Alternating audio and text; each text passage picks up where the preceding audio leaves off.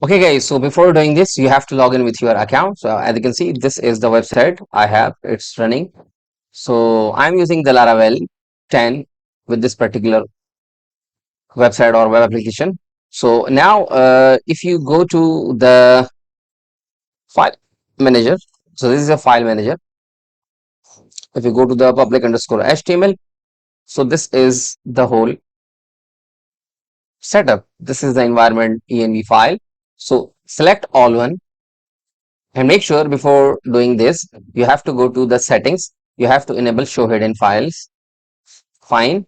When you do that, you will have the .htaccess file and some other kind of files which are currently hidden. Okay, so I'm going to select all one. So these are the my previous backups. I'm not going to get these ones for now. So also this one, right click, compress. I'm selecting zip. You have to give the name. I'm saying Shexy server. So hit the enter button.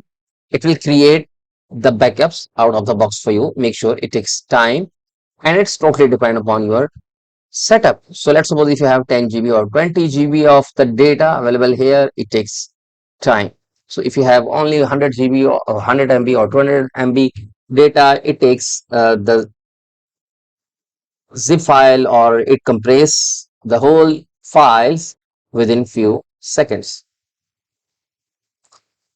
Once you have the zip file, then you can find that particular zip file, right click and download. So as you can see, currently compressed, refresh, and now I'm saying I'm finding the zip file which I currently backed up. So as you can see, I have just backed up these files. So 12:35 before a few minutes ago. So this is the latest one. So select this one, download, go to the files, right click, and then click on the download button. Once you download this particular one, then I will let you know. So as you can see, I'm currently downloading the same files and I'm going to keep all these files in this folder. Make sure in this folder. Fine. I've already created the database backups. I'm going to delete this one so you guys can easily understand. Okay, so if go to the cPanel again, go to the PHP, my admin, just click on this one.